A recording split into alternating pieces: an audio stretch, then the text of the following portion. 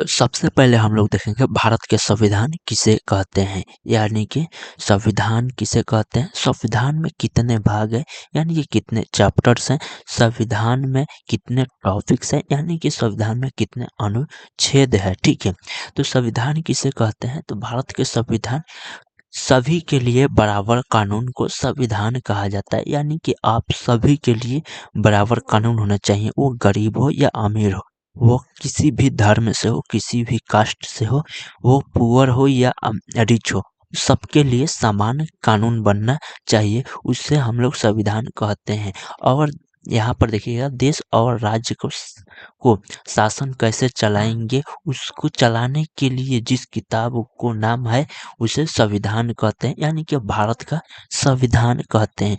जिस किताब को, मतलब जो भी दस्तावेज होता है, उस दस्तावेज से किसी चीज को चलाया जाता है, उसे जैसे आपके देखे होंगे कि गाड़ी गाड़ी में अगर सब कुछ ऊपर स्टेयरिंग ना हो तो फिर गाड़ी को नहीं चलाया जा सकता है, वैसा ही है आपका संविधान। अगर संविधान नहीं हो तो देश को नहीं चलाया जा सकता है, क्योंकि यह जो आपका भारत देश है इसमें बहुत सारे विभिन्नताएं हैं, वो भी लैंग्वेज के आधार पर, जाति के आधार पर, धर्म के आधार पर।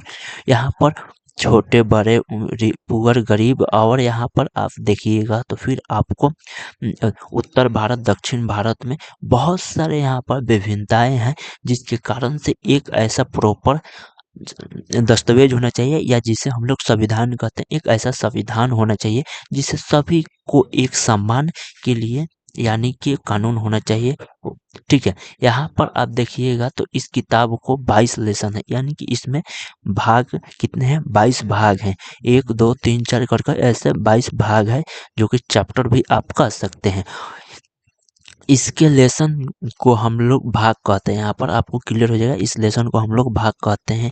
इसमें जो कुछ टॉपिक्स लिखा गया है, मतलब कुछ टॉपिक्स, जैसे एक किताब होता है, किताब में छोटा छोटा टॉपिक्स होता है, मतलब एक चैप्टर में छोटा छोटा टॉपिक्स होता है, वैसा ही एक इसमें टॉपिक्स लिखा है। ठीक है, जो कि आपको, जिसे हम लोग अनुच्छेद कहते हैं, और कुल अनुच्छेद आपको मिलेगा 395 अनुच्छेद है, 22 भाग 395 अनुच्छेद, ये आपको याद रखना होगा। ठीक है, अनुसूचित, यहाँ पर 22 भाग और 395 अनुच्छेद है। ठीक है, इसके बाद से आप देखिएगा तो सबसे पहले हम लोग भाग 1 देखेंगे।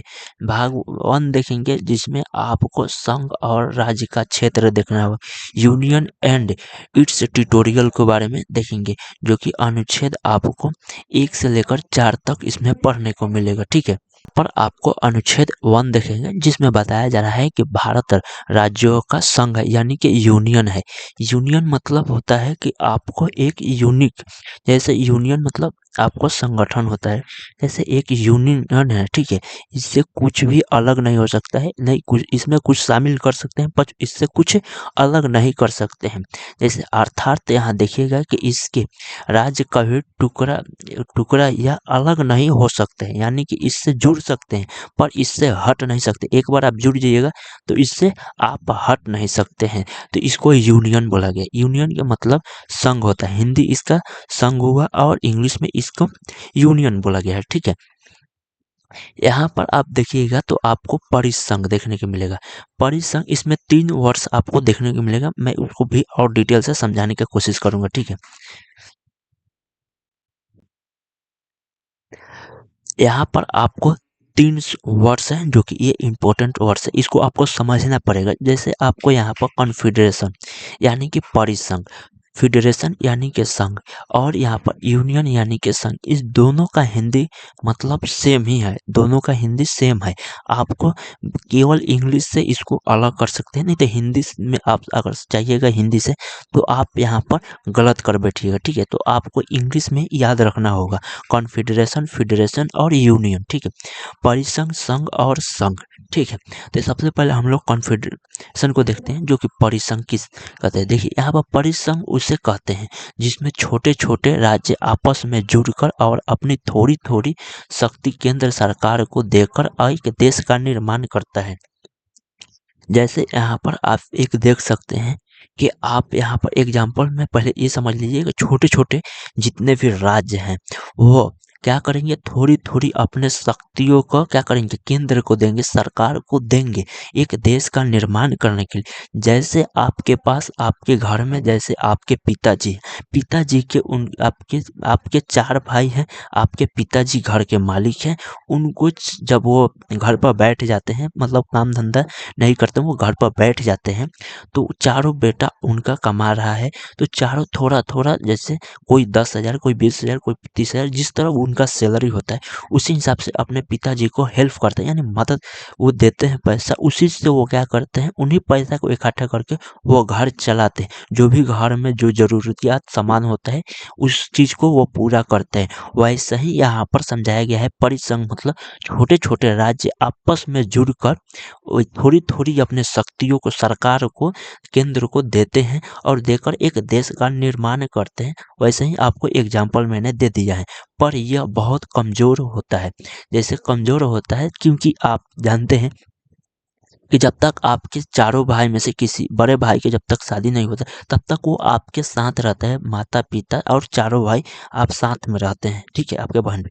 जैसे ही उनका शादी होता है, उनका बाल-बच्चा होता है, तो वो अलग होने लगते हैं। अब वो अपना प्लानिंग, अपना सोच चेंज कर देते हैं कि अब हमको अलग रहना होगा क्योंकि हमारा परिवार ज़्यादा बढ़ गया है। वो कभी भी हट सकते हैं। तो यहाँ पर भी ये बताया जा रहा है, परिसंघ में आप कभी भी इस सरकार से मतलब इस देश से, राज्य से आप अलग हो सकते हैं, यानी कि ये बहुत कमज़ोर होता है, ये कभी भी अलग हो सकता है, ठीक है? यहाँ पर देखिएगा तो यहाँ पर आपको मिलेगा, इससे कोई भी देश आसानी से अलग हो जाता है। तो हम आपको एग्जाम्पल में ही बोले हैं कि आप चाहते हैं कि अपने परिवार से, तो आप आसानी से उस समय अलग हो जाते हैं, ठीक है? आपको कोई रोक-टोक नहीं होता है, ठीक है? आपके माता-पिता भी नहीं रोकते हैं। पर यहाँ पर देखिएगा, फेडरेशन में आपको वैसा नहीं है, फेडरेशन में थोड़ा-सा यहाँ पर चेंजिंग है, ठीक है? यहाँ पर फेडरेशन मतलब संघ, राज्य मिलकर एक देश का निर्माण करता है। राज्य मिलकर एक देश का निर्माण करते हैं। जैसे भारत में 28 राज्य है, वैसा ही छोटे-छोटे राज्य आपस में मिलकर एक बड़ा देश का निर्माण करता है। जैसे मैं आपको एग्जांपल ले सकते हैं, अमेरिका। अमेरिका में 50 राज्य हैं। अमेरिका में 50 राज्य हैं, जो कि छोटे-छोटे राज्य हैं। उन सबको संगठन कर गठन कर उसे एक देश का निर्माण किया गया है, जिसे अमेरिका हम लोग कहते हैं। वैसे ही यहाँ पर हर राज्य का अपनी कुछ शक्तियाँ देश को देते हैं। मतलब हर राज्य का जो भी कुछ शक्तियाँ होता है, वो देश को दिया जाता है। जैसे 50 राज्य है अमेरिका में, 50 राज्य थोड़ा-थोड़ा शक्तियाँ देकर एक देश का निर्माण करते हैं। देश का निर्माण करते हैं।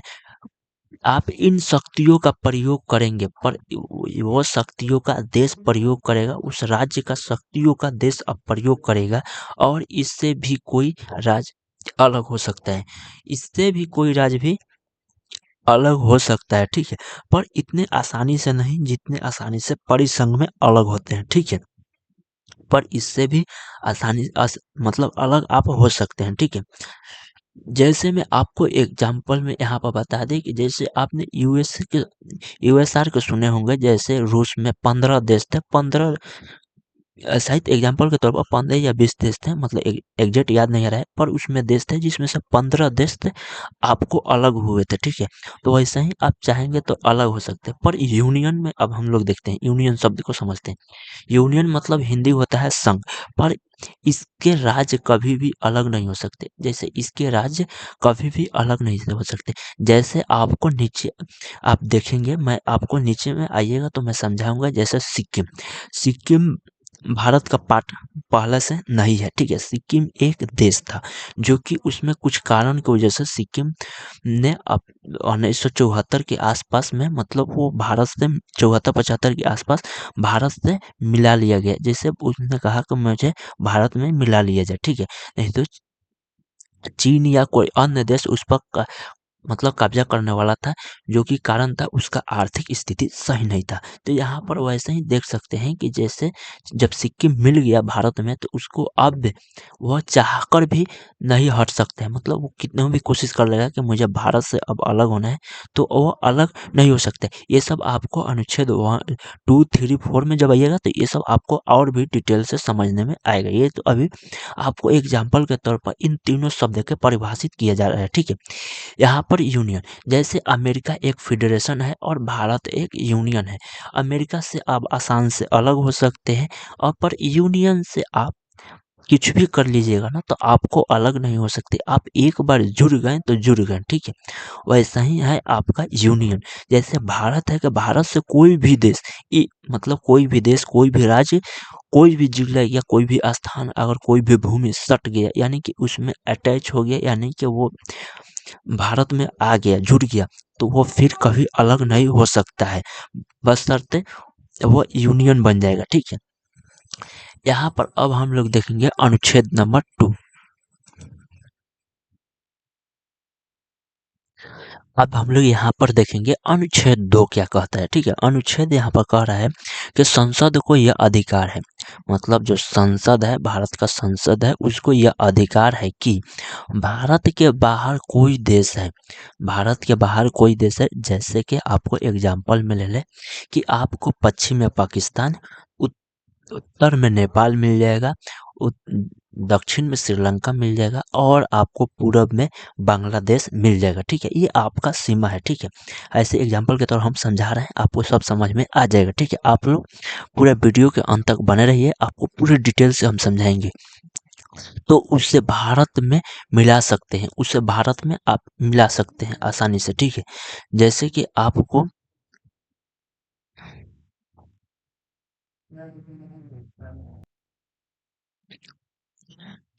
तो यहाँ पर हम लोग देखेंगे कि अनुच्छेद 2 क्या कह रहा है। तो यहाँ पर आपको देखने को मिलेगा कि संसद को यह अधिकार है, मतलब आपका जो संसद है भारत का, वो संसद का अधिकार है कि बाहर के कोई भी देश को मिला सकता है, यानी कि बाहर के वो कोई भी देश को मिला सकता है।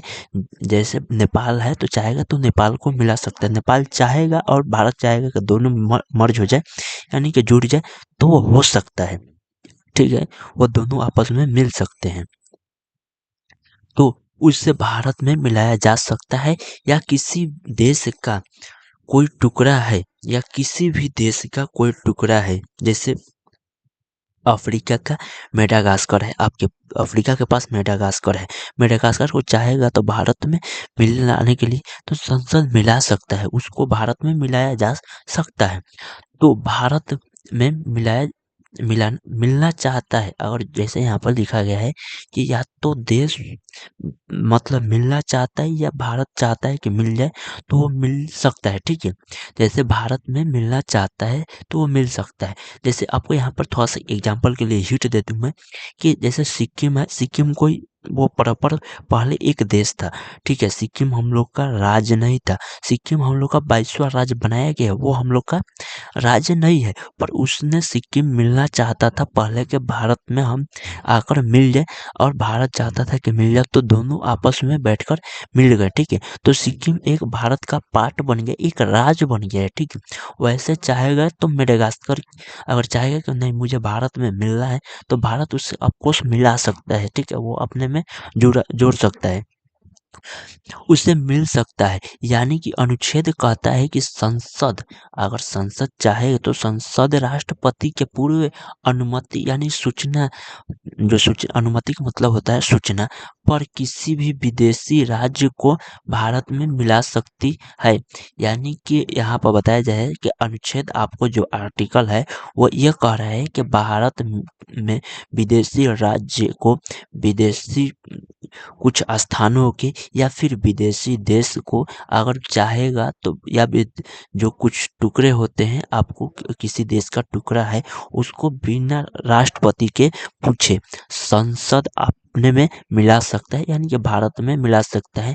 यहाँ पर आपको जैसे में आपको देख सकते हैं सिक्किम, सिक्किम कोई हमारा राज्य नहीं था, कोई हमारा देश का पार्ट नहीं था, कोई देश का टुकड़ा नहीं था, पर इसे सिक्किम को मिलाया गया। जब सिक्किम के जो भी प्रधानमंत्री थे, उन्होंने कहे कि हमको इसमें मिलना है, भारत में भारत का पार्ट बनना है, तो इस समय संसद ने मिलाया था। ये आपके पास एक बहुत बड़ा एग्जाम्पल है। यहाँ पर कुछ सिक्किम के बारे में जान लें। सिक्किम सिक्किम इसके लिए मतलब 35वां संविधान संशोधन 1974 में, मतलब 35वां संविधान संशोधन किया गया था किसके लिए, सिक्किम के लिए। कब, 1974 में करके सिक्किम को शाह राज्य बनाया गया था। क्या बनाया गया था, शाह राज्य को दर्जा देकर सिक्किम को मिलाया गया था। ठीक है, इसके लिए संविधान में स्पेशल स्पेशल मतलब अनुच्छेद जोड़ा गया था, अनुच्छेद 2K क इसको जोड़ा गया है था। ठीक है, लेकिन फिर सिक्किम को 36वां संविधान संशोधन कर कर मतलब जो यहाँ पर आपको 35वां संविधान संशोधन कर कर शाह राज्य का दर्जा देकर मिलाया गया था। पर यहीं पर आपको देखने को मिल जाएगा कि ये 36वां राज्य संविधान संशोधन कर कर 16 मई 1975 को मतलब भारत का 22वां राज्य बनाया गया था। जब पहला संशोधन हुआ था तो इसमें राज्य का दर्जा नहीं दिया गया था, केवल मिलाया गया था संशोधन कर संविधान में। पर जब 36वां संविधान संशोधन किया गया तो इसको राज्य के दर्जा दे दिया गया था। ठीक है, यहाँ पर आपको डाउट क्लियर हो जाना चाहिए था। ठीक है, अब देखिएगा तो अनुच्छेद 3 क्या कह रहा है। अनुच्छेद 3 कह रहा है कि जब संसद राष्ट्रपति के जो मतलब जो राष्ट्रपति है हम लोग का, उनके पूर्व अनुमति से बिना सूचना दिए ही अनुमति से भारत के किसी भी राज्य को बिना उसको अनुमति से नाम या सीमा या क्षेत्र में परिवर्तन कर सकते हैं। ये आपको समझना बहुत बहुत ज़रूरी है, क्योंकि यहाँ पर बहुत सारे स्टूडेंट समझ नहीं पाते हैं। जैसे में आपको यहाँ पर ये समझना का ज़रूरी है कि जैसे भारत भारत में 28 राज्य हैं, 8 केंद्र शासित प्रदेश हैं। भारत में लगभग 32 मतलब 32 के आसपास स्क्वायर फीट है। ठीक है, मतलब क्षेत्रफल है, 3200 किलोमीटर के क्षेत्रफल है। आप यहाँ पर ज्योग्राफी से समझ सकते हैं। ठीक है, तो या तो क्षेत्रफल में मतलब कुछ भी मतलब इधर उधर किया जा सकता है, यानी कि कम बेसी किया जाता है। सीमा पर भी चेंज किया जा सकता है, नाम पर भी चेंज किया जा सकता है, किसी भी राज्य किसी भी स्टेट का। जैसे आप मान सकते हैं कि नाम चेंज करना होगा बिहार, बिहार का नाम झारखंड रखना होगा, झारखंड का नाम बिहार रखना होगा। चाहे केरला का नाम बिहार और चाहे बिहार का नाम केरला, मतलब यहाँ पर नाम का परिवर्तन संसद कर सकता है बिना राष्ट्रपति के अनुमति से। सीमा यानी कि अगर चाहेगा किसी भी राज्य में, जैसे अभी सबसे बड़ा राज्य हम लोग का राजस्थान है। राजस्थान में जनसंख्या कम है पर क्षेत्रफल में बहुत ज़्यादा है। तो अगर क्षेत्रफल में रखेंगे तो राजस्थान हो जाएगा, और ऑफकोर्स हो सकता है तो थोड़ा बहुत यूपी, मतलब जनसंख्या में यूपी है, ऐसा बात नहीं कि जनसंख्या में कम है, पर यूपी है। यूपी का अगर चाहेगा कि जनसंख्या के आधार पर उसमें दो राज्य को बताने के लिए, दो राज्य को उसमें करने के लिए, तो उसमें हो सकता है। वैसे ही क्षेत्रफल के आधार पर अगर झारखंड को चाहा जाएगा कि मतलब सॉरी झारखंड को चाहा जाएगा या फिर राजस्थान को चाहा जाएगा कि दो पार्ट में बांटने के लिए, तो यहाँ पर क्षेत्रफल के आधार पर आप बांट सकते हैं। ठीक है, या सीमा शुल्क इसी को कहते हैं कि मतलब सीमा चेंज किया जा सकता है, या क्षेत्रफल कम बेसी किया जा सकता है, या नाम को चेंज किया जा सकता है। इसमें आप परिवर्तन कर सकते हैं, पर संसद परिवर्तन करेगा। इसमें राष्ट्रपति से पूछे या ना पूछे उनसे कोई मतलब नहीं है, डायरेक्ट संसद का ये काम है। ठीक है, इसमें राष्ट्रपिता मतलब खिसिया जाए या गुस्सा करे या रुस जाए, जैसे नहीं होता है कि फूफा जी के जैसे आते हैं, फूफा जी को शादी में बुलाया जाता है, फूफा जी खाएं या पिए ना खाएं या रूसे फूले उससे कोई मतलब नहीं होता है, बस शादी हो गया, फूफा जी का काम हो गया।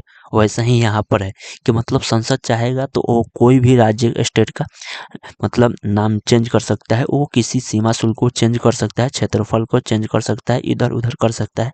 इसमें कोई राष्ट्रपिता के मतलब अनुमति नहीं है लेना होगा। ठीक है, जैसे एग्जाम्पल के तौर पर आपको कुछ उदाहरण दिखा रहे हैं यहाँ पर। एमपी मध्य प्रदेश, यहाँ पर छत्तीसगढ़।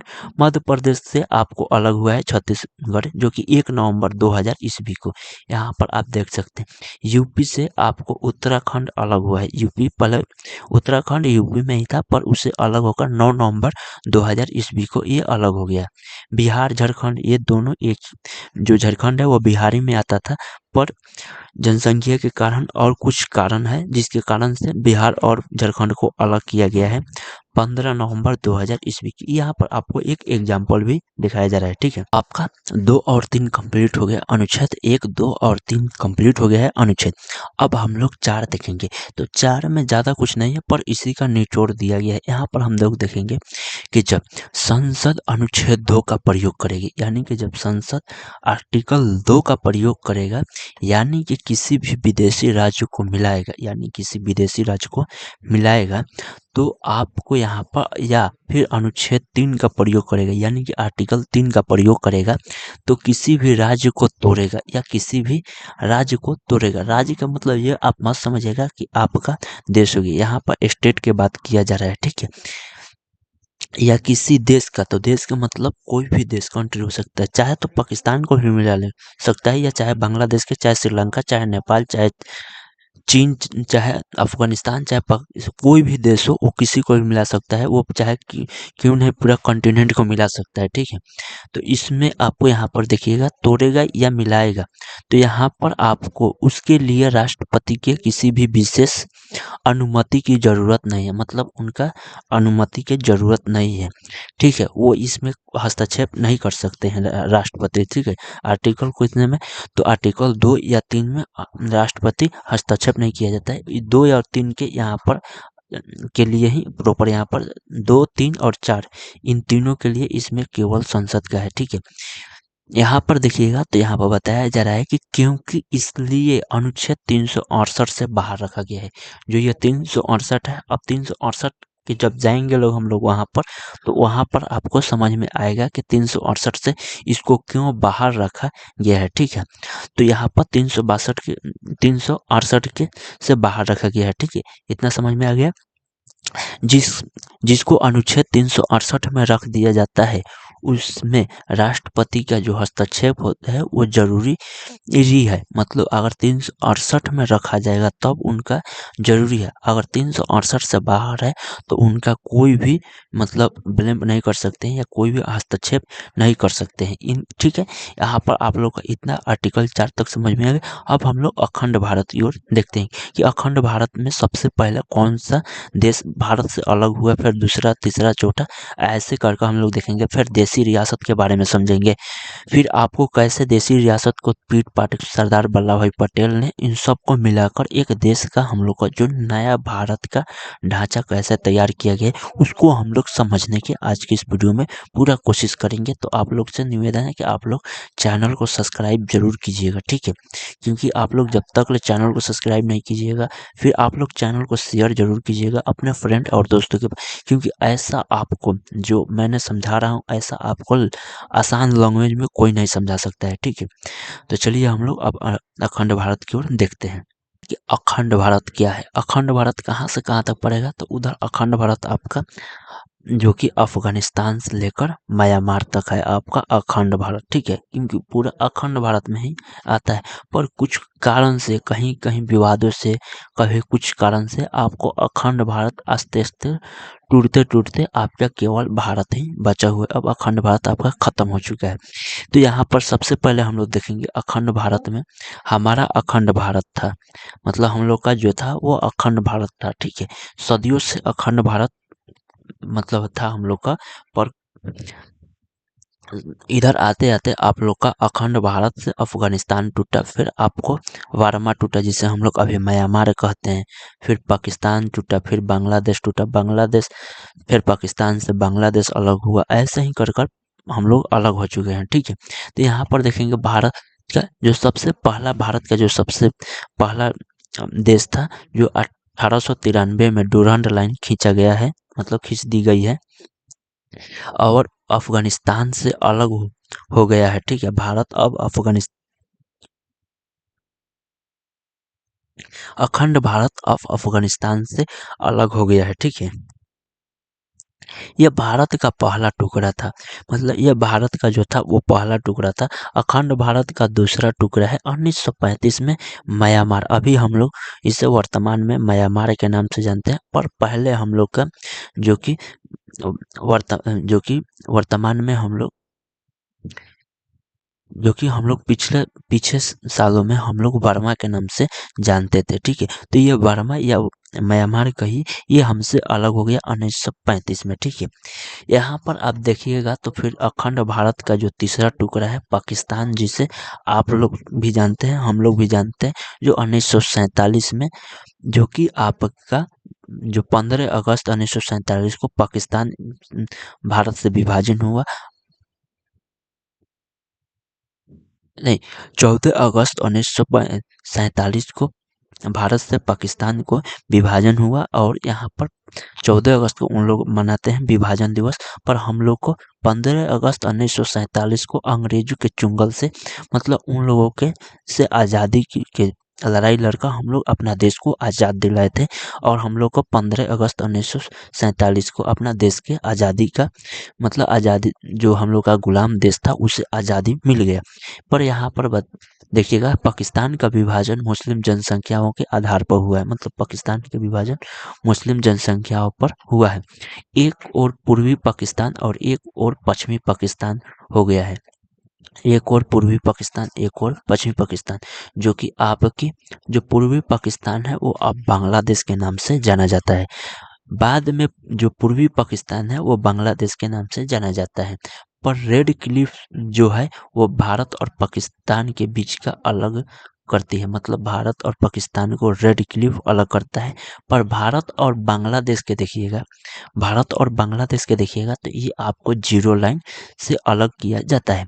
पर यही अंग्रेजों ने, जो कि आपके अंग्रेजों ने, जो आपके पर ब्रिटिश सरकार जो हुकूमत थी उसने आपके देश पर राज किया था, उसने देसी रियासत का 3 विकल्प छोड़े थे, मतलब जैसे देसी रियासत जिन होते, आपको देसी रियासत 552 है, 52 थे। ठीक है, 562 देसी रियासत थे, जिनको 3 विकल्प में चुनने के लिए ऑप्शन दिया गया था, 3 ऑप्शन दिया गया था। क्या वो पाकिस्तान में मिल जाएंगे, क्या वो भारत में मिल जाएंगे, क्या वो स्वतंत्र मिल जाएंगे। वैसा ही हुआ था जैसे आपको देखने को मिलेगा कश्मीर। कश्मीर वो डायरेक्ट बोल रहा था कि हम स्वतंत्र रहेंगे, जब आज़ादी हो गया उसके बाद से, कि हम अब स्वतंत्र देश का निर्माण करेंगे, क्योंकि वहाँ पर उन लोगों ने बोल रहे थे कि हमको भारत से अलग रहना है, ना पाकिस्तान में जाना है ना भारत में जाना है, मुझे एक स्वतंत्र देश का निर्माण करना है।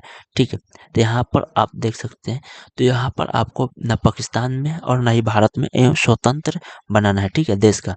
पर यहाँ पर जब देश आज़ाद हुआ तो भारत में 552 से अधिक देसी रियासतें, मतलब प्लस ही थे, पर यहाँ पर 500 देसी रियासतों को मिलाकर, जो कि आपको मिलाकर फेडरेशन बनाने का संभव नहीं था। यहाँ पर जैसे मिलाया गया, तो मिलाने के बाद सोचा गया कि क्या फेडरेशन बनाया जाए, तो फेडरेशन बनाने के बाद ये माइंड में आया, क्योंकि वैसे आपने अमेरिका में आपको फर्स्ट जो अनुच्छेद 1 था उसमें हमने समझाया कि फेडरेशन का मतलब हो सकता है कि वो कभी भी अलग हो सकते हैं, वो जब चाहेंगे अलग हो सकते हैं। तो इसी से उन्होंने सोचकर, जैसे आपको अमेरिका से कोई भी राज्य अलग हो सकता है, ठीक है, उसी को सोचकर उन्होंने जो आज़ादी जिन्होंने दिलाया था, जिन लोगों ने संविधान का ढांचा तैयार किया था, जिन लोगों ने देश को अपने हाथों में लेकर देश को चलाने की कोशिश किया था, उन्होंने अब सोचे कि अगर हम लोग फिर इन देश 552 देसी रियासतों को एक में मिलाएंगे और फेडरेशन बनाएंगे, तो फिर असंभव हो सकता है कि ये फिर एक साथ रह सके। उन्होंने ये फिर सोचा कि संभव नहीं है, इसलिए सरदार पटेल, जो सरदार पटेल थे, उनके ऊपर ये जिम्मेदारी दी गई थी कि ये आपको संभालना है, इनको जो 552 देसी रियासत है उनको आपको मिलाकर यूनियन बनाना है। क्या बनाना है? यूनियन संघ बनाना है, यानी कि एक बनाना है। इसमें एक बार कोई भी राज्य जुड़ जाएगा, फिर इसमें कुछ भी कर ले वो अलग नहीं हो सकता है। इस प्रकार से उन्होंने बनाया। तो अभी तक कोई भी देश, मतलब कोई भी राज्य, कोई भी स्टेट नहीं सोचता है कि मैं इस देश से अलग हो सका, ठीक है, वो अब अलग हो भी नहीं सकता है, बंटवारा अब नहीं हो पाएगा। जो हो गया वो पहले हो गया। देश आज़ाद के बाद से अभी तक एक भी स्टेट बंटवारा नहीं हुआ है और नहीं होगा, आगे चल कर भी नहीं होगा, क्योंकि इस यूनियन एक ऐसा शब्द से बनाया गया जिसमें बहुत ताकत है, ठीक है। तो यहाँ पर देख सकते हैं जो सरदार पटेल ने उनको इस मतलब 552 देसी रियासतों को मिलाए थे। इस काम में 3 लोगों का महत्वपूर्ण योगदान था। ये काम में कितने लोगों का महत्वपूर्ण योगदान है? तो 3 लोग का महत्वपूर्ण योगदान है। ठीक है, यहाँ पर आपको देखने को मिल जाएगा। फर्स्ट नेम है सरदार पटेल जी। सरदार पटेल जी को बहुत मतलब उनको उपाधि दिया गया था, लोहा पुरुष के नाम से उन्हें जाना जाता था। वो इतने मतलब इस काम के प्रति मतलब श्रद्धा रखते थे कि उन्होंने बहुत अच्छे से काम किया और निष्ठा से काम किया और डटकर काम किया। उन्होंने एक देश का मतलब हुलिया ही चेंज कर दिया था जब सरदार पटेल के पास ये जिम्मेदारी ये थी। इनके साथ बिपिन मेनू थे। ठीक है, उसके बाद से माउंटबेटन थे, ये इंग्लैंड के हैं, ब्रिटेन के हैं। ठीक है, इन लोगों ने सभी राज्यों को भारत में विलय कराया। इन लोगों ने भारत में विलय कराया था, पर किंतु 3 राज्य भारत में विलय के लिए तैयार नहीं था। किंतु 3 राज्य भारत के लिए विलय में तैयार नहीं था। हम आपको पहले का एग्जाम्पल दिए थे जम्मू कश्मीर। ठीक है, जम्मू कश्मीर नहीं हो रहा था, पर यहाँ पर आपको तीनों राज्य को हम एग्जाम्पल पूरा बढ़िया से देंगे। ठीक है, नंबर 1 पर आता है आपको हैदराबाद। नंबर 1 पर आता है हैदराबाद। हैदराबाद के निजाम है, हैदराबाद को पाकिस्तान में मिलना चाहते थे। मतलब आप लोग यहाँ पर देखेंगे कि जो हैदराबाद है वो आपको पाकिस्तान में मिलना चाहता था, क्योंकि यहाँ पर मुस्लिम जनसंख्या बहुत ज़्यादा था, जिसके कारण से वो लोग चाहते थे कि हम लोग एक साइड हो जाए पाकिस्तान के साथ। ठीक है, पर यहाँ पर जो केवल ये थे उनको चाहते थे, पर यहाँ का जनता नहीं चाहता था। ठीक है, पर यहाँ पर आप देखिएगा कि आप भारत के कभी भी मैप देखिएगा तो भारत के मैप में पाकिस्तान कहाँ है और आपको हैदराबाद कहाँ है। तो क्या यह संभव था कि पाकिस्तान और हैदराबाद एक हो सकता है? कभी नहीं हो सकता है। यहाँ पर किंतु सरदार पटेल ने पुलिस के वर्दी में सेना को भेजे थे। मतलब पुलिस के वर्दी में आपको सेना को आर्मी वाले के भेजा गया था, जो कि ऑपरेशन पोलो कहा गया था। इसको जो चलाया गया था ऑपरेशन पोलो के नाम से चलाया गया था कि इसमें पुलिस रहेंगे, पर इसमें आर्मी गए थे पुलिस के ड्रेस पहनकर। ठीक है, इसको मिलाने के लिए इस इसके तहत हैदराबाद को भारत में मिलाया गया था। पोलो के द्वारा, ऑपरेशन पोलो के द्वारा हैदराबाद को मिला लिया गया था। उसके बाद से यहाँ पर देखेंगे 2 नंबर में जूनागढ़। ये जो जूनागढ़ है, ठीक है, ये आपको गुजरात में पड़ेगा। यह गुजरात का एक रियासत था। यह एक गुजरात का रियासत था जो ये भी पाकिस्तान जाना चाहता था। ये भी पाकिस्तान जाना चाहता था, किंतु सरदार पटेल ने जनमत संग्रह कराकर इससे रिफ जो आपको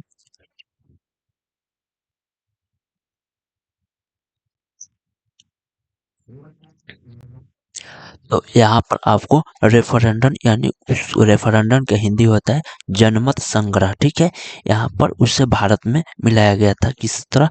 जनमत संग्रह के जरिए से इस भारत में मिलाया गया था। ठीक है, किसको? तो जूनागढ़ को। ठीक है, यहाँ पर आप देखिएगा तो 3 नंबर में कश्मीर मिलेगा आपको, जम्मू कश्मीर आपको मिलेगा। ठीक है, जम्मू कश्मीर यह यहाँ के किसी जनता मुस्लिम था।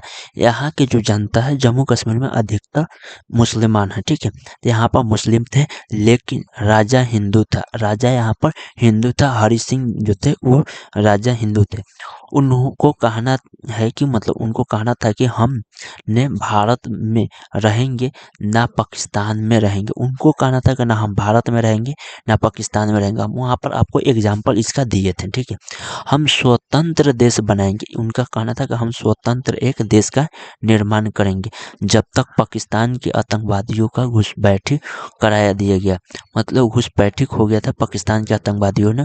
उसके बाद से यहाँ पर बताया गया है जब हरि सिंह को लगा कि अब हम नहीं बचेंगे, तब उन्होंने क्या किए कि हरि सिंह नेहरू के पास आए और उनसे सरदार वल्लभ भाई पटेल से 26 अक्टूबर 1947 को विलय पत्र पर हस्ताक्षर किए और हस्ताक्षर कर कर भारत का एक अंग बना लिया गया था। और उसके बाद से क्या किया गया था, हरि सिंह वहां से आए और सरदार जो कि जवाहरलाल नेहरू से बातचीत किए, और बातचीत कर कर सरदार वल्लभ भाई पटेल ने उससे भी जो कश्मीर है जम्मू कश्मीर उससे भी मिला लिया गया था। कब? तो आपको 26 अक्टूबर 1947 को विलय पत्र पर अपना हस्ताक्षर कर कर और उसे भारत का अंग बना लिया गया था।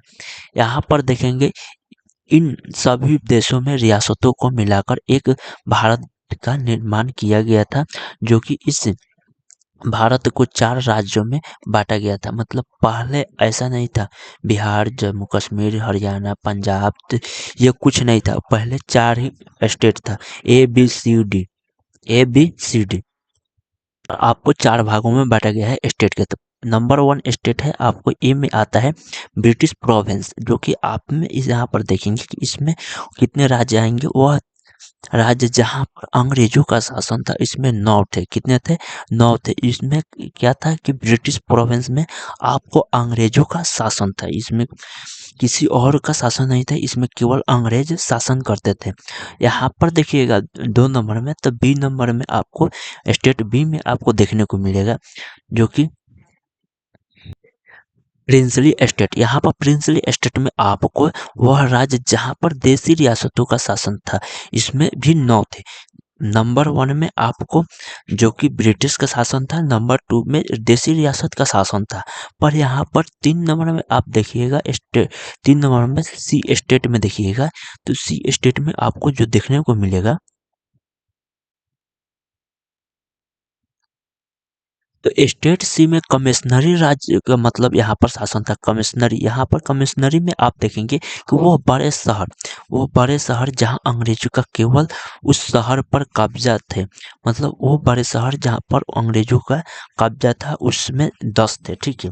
यहाँ पर तो डी नंबर में आप देखिएगा कि यूनियन टेरिटोरियल्स यानी कि केंद्र शासित प्रदेश एक ही था उस समय। ठीक है। तो यहाँ पर आपको ये 4 भागों में स्टेट को डिवाइड किया गया था। पर यहाँ पर ए नंबर में देखिएगा, तो यहाँ पर आपको देखने को मिलेगा, यह सब जब खत्म हुआ उसके बाद से यहाँ पर आपको एसके धर जो कमेटी है उसके मतलब तहत, एसके धर कमेटी के तहत यहाँ पर भाषाई आधार पर राज्यों का गठन किया गया था। जो सबसे पहला 1948 में इसके तहत जो आयोग है उसका गठन किया गया था, किंतु इसमें भाषाई आधार पर राज्यों का गठन का विरोध किया गया था। मतलब यहाँ पर बताया गया है कि जो कि एसके धर कमेटी है, उन्होंने विरोध किया कि आप भाषाई आधार पर राज्यों को अलग नहीं किए जा सकते, क्योंकि यहाँ पर भारत एक ऐसा देश है जहाँ पर बहुत सारे विभिन्नताएं लैंग्वेज है, यहाँ पर बहुत सारे भाषाएं बोले जाते हैं। ठीक है। यहाँ पर आप लैंग्वेज के आधार पर अगर बनाएंगे तो आप 10 कदम पर चलिएगा तो कोई और भाषा, 20 कदम पर चलिएगा तो कोई और भाषा, इस राज्य में जाइएगा कोई और भाषा, एक राज्य में 10 ऐसे भाषाएं बोले जाते हैं। तो उस देश में आप कैसे भाषाएं के आधार पर संगठन को यानी कि राज्य को आप बना सकते हैं, या राज्य को आप कैसे कह सकते हैं कि इस आधार पर, भाषाई आधार पर आप राज्य का गठन कर सकते हैं।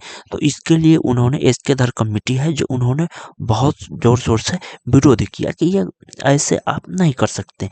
पर जो जेबीपी समिति है, जो जवाहरलाल नेहरू, जो प्रतापी सीतारामैया, सरदार पटेल, इन्होंने भाषाई आधार पर राज्यों का जो गठन का विरोध किया, इन्होंने भी वही चीज पर विरोध किया कि आप कैसे किसी देश के राज्य को भाषा के आधार पर, जहाँ भाषाओं के लोगों ने क्या किया है कि इतना ना भाषाएं बोली जाती है। जिस भारत एक ऐसा देश है जहाँ पर सबसे ज्यादा आपको भाषा बोलने वाले देश है। यहाँ पर बहुत सारे कि हर स्टेट में आप जाइएगा तो वहाँ पर अलग है। जैसे बिहार ही देख सकते हैं, बिहार में आपको भोजपुरी, मिथिला और बहुत सारे ऐसे बोले जाते हैं। पर वहीं बंगाल में जाइएगा तो आपको देखने को मिल जाएगा बंगाली बोलने का। आप हिंदी नॉर्थ में आइएगा तो आपको, नॉर्थ भारत में आइएगा तो आपको हिंदी मिलने को मिलेगा। ठीक है। पर ये सब लोकल भाषा हो गया। पर आप नॉर्थ में आइएगा तो हिंदी भाषा देखने को मिलेगा आपको कि हिंदी भाषा ज़्यादा प्रयोग होता है। वहीं पर आप साउथ भारत में जाइएगा तो वहाँ पर उन लोगों का जो तेलुगु, तमिल जो भाषा है, कन्नड़, वो सब का उपयोग होता है। प्लस में उसमें इंग्लिश का भी ज़्यादा उपयोग होता है। जैसे आप अगर इंग्लिश समझते हैं तो वहाँ पर इंग्लिश में जाकर से बात कर सकते हैं, नहीं तो उन लोगों को भाषा। तो इस आधार पर आप कैसे किसी राज्य का गठन कीजिएगा। तो यहाँ पर भाषा के आधार पर 2 कमेटियों ने बहुत जम का विरोध किया था। पर 1952 में तेलुगु भाषा के आधार पर एक अलग राज्य का मांग करते हुए जो पेटू सिरिल रामलू जो भूख हड़ताल पर बैठे गए थे, उन्होंने 56 दिन भूख हड़ताल किया था। 56 दिन भूख हड़ताल करने के बाद उनकी मृत्यु हो गई कि हमें भाषाई के आधार पर हमको स्टेट यानी कि राज्य चाहिए। फलस्वरूप यहाँ पर जनता का विरोध बढ़ गया था, यानी कि यहाँ पर जनता के विरोध बहुत ज़्यादा बढ़ गया था कि आपको भाषाई आधार पर जो कि देश को जो राज्य है, राज्य को अलग अलग करना होगा कि हमें भाषा के आधार पर हमको राज्य चाहिए। तो उस तरह तो सब कहेगा कि हमको भाषा के आधार पर, तो फिर भारत वही देशी रियासत से भी तो बदतर यहाँ पर विभाजन हो जाएगी। पर यहाँ पर आप देखिएगा फलस्वरूप नेहरू जी ने 1 अक्टूबर 1953 के म जो मजबूर होकर तेलुगु भाषा का मतलब जो तेलुगु भाषा के लिए एक अलग राज्य जैसे आंध्र प्रदेश को अलग कर दिया गया था, जो कि ये फर्स्ट राज्य है जो भाषाई आधार पर गठन किया गया है, यानी कि राज्य को बनाया गया है। ठीक है, अंततः यह भाषा के आधार पर गठित होने वाला पहला राज्य बन गया, यानी कि इससे पहले कोई राज्य भाषा के आधार पर नहीं बना है। ये मतलब स्वतंत्रता के बाद ये फर्स्ट ऐसा देश है कि वो भाषाई आधार पर देश का मतलब राज्य का निर्माण किया गया। नहीं तो पहले आपको 4 भागों में राज्य आपको यहाँ पर मिले थे, जो कि ABCD करके बांटा गया था। इसमें कुछ ब्रिटिश और कुछ रियासतों और कुछ जिस पर अंग्रेजों ने शासन किए थे, यानी कि उसको जीते थे, शहर को उस पर कब्जा किए थे उस को, और फिर एक केंद्र शासित प्रदेश था, उस तरह आपको बांटा गया था। पर यहाँ पर आपको फर्स्ट टाइम हो रहा है कि स्वतंत्रता के बाद कोई कोई राज्य बन रहा है, तो वो भी भाषाई आधार पर, तो वो आंध्र प्रदेश हुआ आपको जब 1 अक्टूबर 1953 में। ठीक है, तो इस डेट को याद रखिएगा कि तो 56 दिन के भूख हड़ताल पर यह हुआ था। ठीक है, यहाँ पर आप देख सकते हैं। ठीक है,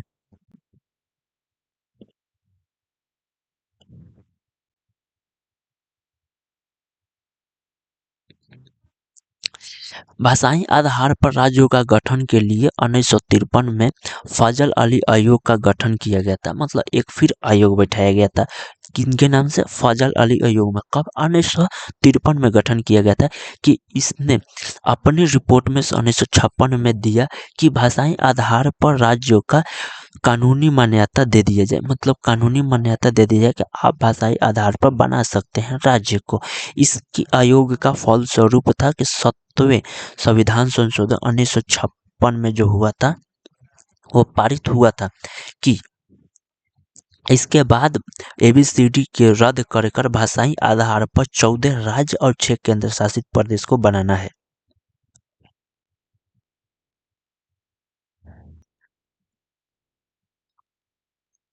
तो यहाँ पर आपको जब भाषाई आधार पर मतलब कानूनी तौर पर मान्यता देने के बाद यहाँ पर कितना 7वां संविधान संशोधन किया गया था, 1956 में पारित भी किया गया था कि भाषाई आधार पर ABCD जो है उसको स्टेट है उसको रद्द कर 14 राज्यों को बोला गया था कि 14 राज्यों को बांटा जाए, और उसमें 6 केंद्र शासित प्रदेश भी रहेगा। कितने केंद्र शासित प्रदेश? तो 6, और कितने तो राज्य रहेंगे? तो 14 राज्य। कब? 1956 में। ठीक है,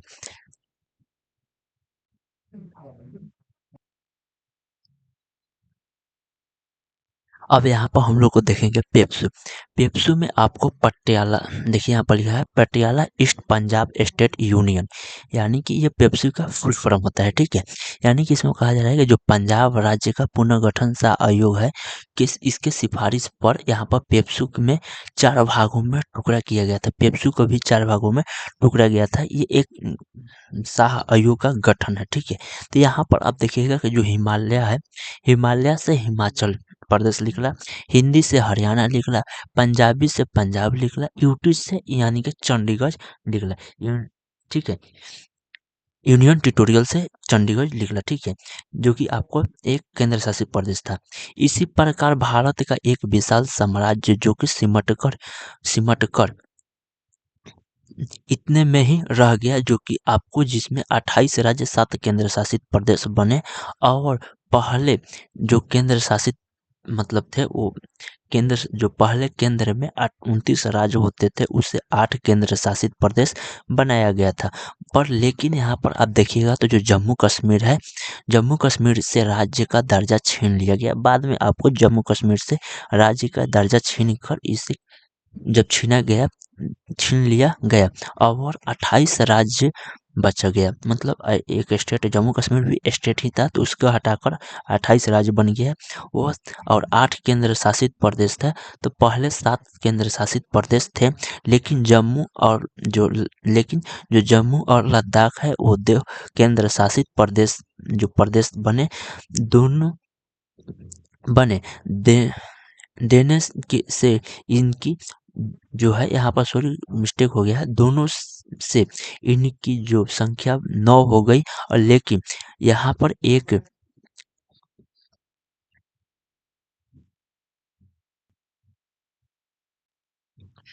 तो यहाँ पर डिसीजन जो लिया गया था, जिसमें दादरा नगर हवेली और दमन और दीव को अलग कर दिया गया था। दादरा नगर हवेली और दमन और दीव को अलग कर दिया गया। इन्हें एक कर जो पहले ये अलग थे, दादरा नगर हवेली और दमन और दीव इन्हें अलग थे, तो इनको एक कर दिया गया। और एक कर अब वर्तमान में 28 राज्य और 8 केंद्र शासित प्रदेश है। ठीक है, अब कितने राज्य हैं? 28 राज्य हैं। कितने केंद्र शासित प्रदेश हैं? तो अब आपको 8 है। तो आप कमेंट करके बताइएगा कौन कौन केंद्र शासित प्रदेश है और कितने स्टेट हैं। ठीक है, तो ये आप जरूर कमेंट कर बताइएगा। ठीक है, तो चलिए, आई होप आपको ये सब समझ में आ चुका होगा। इसके बाद हम लोग पढ़ेंगे भाग नंबर 2 में, जिसमें हम लोग सिटीजनशिप यानी नागरिकता चैप्टर है, वो हम लोग को पढ़ना है। उसमें 5 से 12 तक हम लोग पढ़ना है। ठीक है, तो अगले टॉपिक में जो अगला वीडियो हमारा आएगा, उसमें हम लोग उसको पूरा कवर करेंगे डिटेल से।